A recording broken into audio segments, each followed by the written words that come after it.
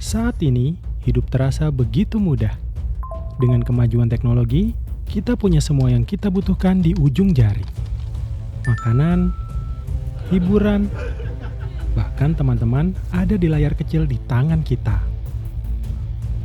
Tapi, apa benar dunia baik-baik saja? Dunia itu sekarang kayaknya nggak baik-baik aja deh. Menurut gue dunia sedang tidak baik-baik saja. Kayaknya lagi biasa-biasa aja sih, normal-normal aja. Semakin dunia ini berumur, maka semakin banyak yang tidak baik-baik saja dalam dunia itu sendiri. Bagiku, dunia saat ini sedang tidak baik-baik saja. Sekarang itu dunia itu kurang baik-baik aja, khususnya di Palestina. Saat kita bermain game selama 1 jam, 20 orang kehilangan rumah mereka karena perang. Saat kita duduk bersantai menonton serial, ada anak-anak yang berjuang untuk bertahan hidup tanpa makanan di piringnya. Saat kita pikir hidup ini baik-baik saja, ada satu keluarga yang mengungsi, mencari tempat berlindung tanpa tahu kemana mereka akan pergi esok hari. Di balik kemajuan yang kita banggakan, ada dunia yang terpecah belah. Negara-negara kuat menguasai sumber daya, memperkaya diri mereka sendiri. Di balik setiap kenyamanan yang kita dapatkan, ada alam yang terus dikorbankan. Jadi, apa yang salah dengan dunia kita? Kita sekarang ini sedang hidup di dalam persimpangan jalan.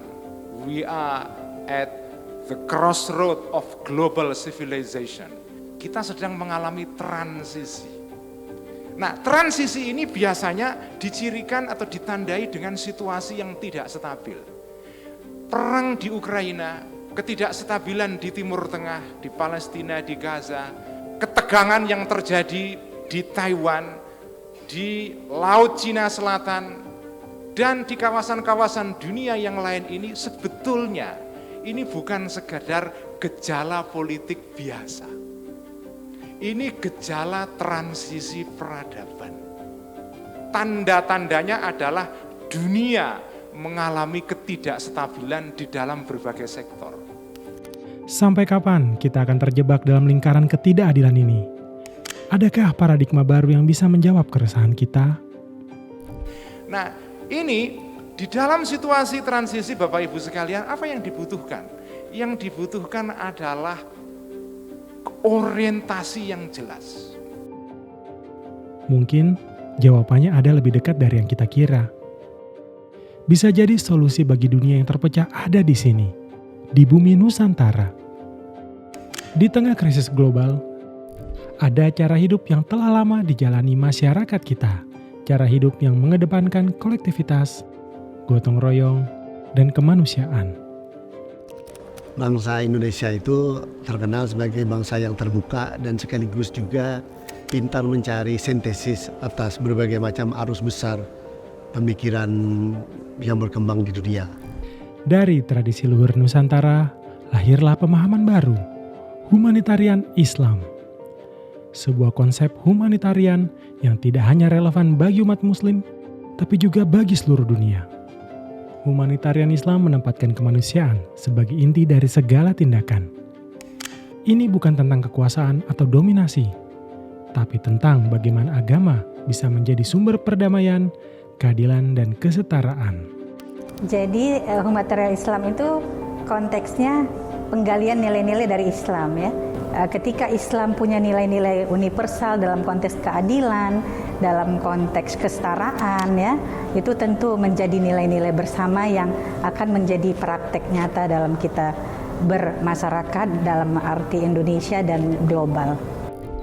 Visi dari humanitarian Islam adalah memanggil siapa saja, siapapun dari agama apapun, gitu ya, yang punya kepedulian untuk menegakkan harkat dan martabat kemanusiaan, untuk membangun tatanan dunia yang damai, adil, dan setara. Jadi sebetulnya nggak hanya untuk Islam, meskipun berangkatnya dari Islam.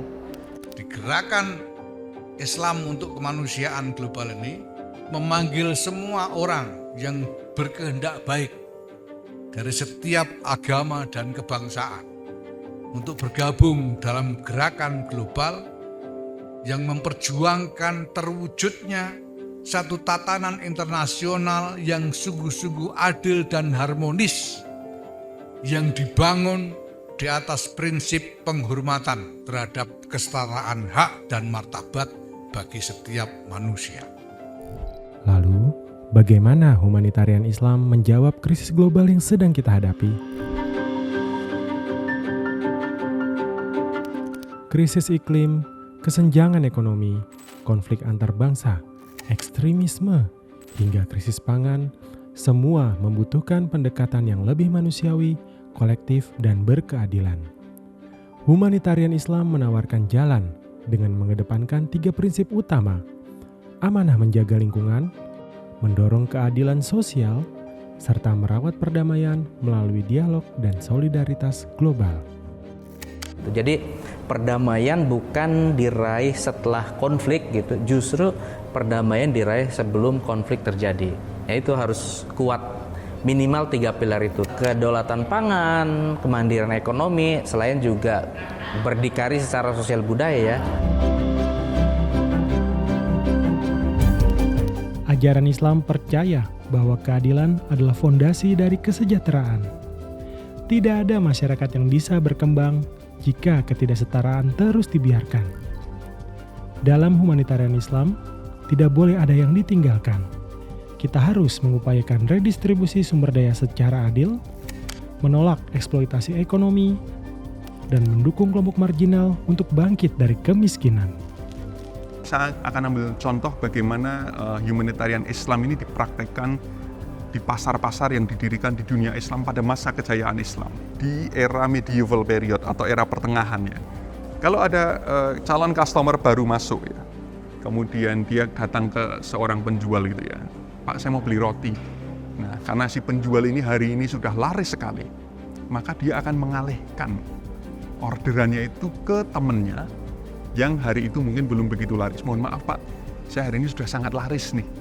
Bapak coba ke kios sebelah saya, rotinya sama enaknya, sama bagusnya, kualitasnya, sama murahnya, dan seterusnya. Nah, value atau prinsip ini adalah istilahnya itu apa ya?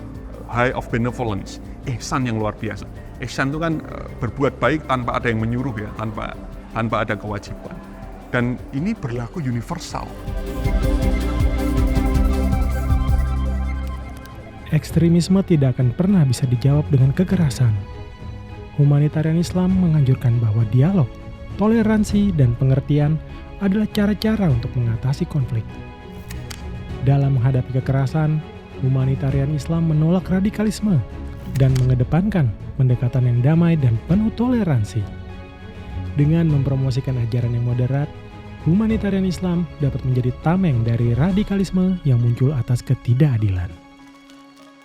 Kita tahu bahwa di tempat-tempat lain agama itu diwarnai dengan kisah-kisah konflik, peperangan, penganiayaan, penistaan, dan lain-lain yang saya kira itu memang menodai, mencederai saya kira harkat dan martabat agama itu sendiri, khususnya Islam. Pengalaman Indonesia saya kira sangat menarik justru karena kita punya pengalaman panjang bagaimana menjadi negara majemuk, negara multikultural, negara yang bhinneka, tapi kemudian kita mampu merawat kebinekaan itu, dan salah satu inspirasi bagi merawat dan membangun kebinekaan itu adalah agama, khususnya agama Islam. Dan itulah saya kira yang kemudian ingin dikristalkan ya melalui humanitarian Islam. Konsep yang bagus ini harusnya jadi cahaya di tempat yang gelap. Setahu apapun dan sebagus apapun value yang kita punya, kalau itu tidak diinternalisasi dan dipancarkan sebagai individu, sebagai kelompok, sebagai nation, yang nggak akan ada tuh yang namanya equality, nggak akan ada yang namanya welfare, nggak akan ada yang namanya peacefulness gitu. Dunia tidak akan berubah dalam semalam, tapi setiap langkah kecil bisa menjadi awal dari perubahan besar. Saatnya kita bertindak, saatnya kita keluar dari kenyamanan dan ikut membangun dunia yang lebih adil dan damai. Pertanyaannya bukan lagi apa yang dunia tawarkan kepada kita, tapi apa yang bisa kita tawarkan untuk dunia.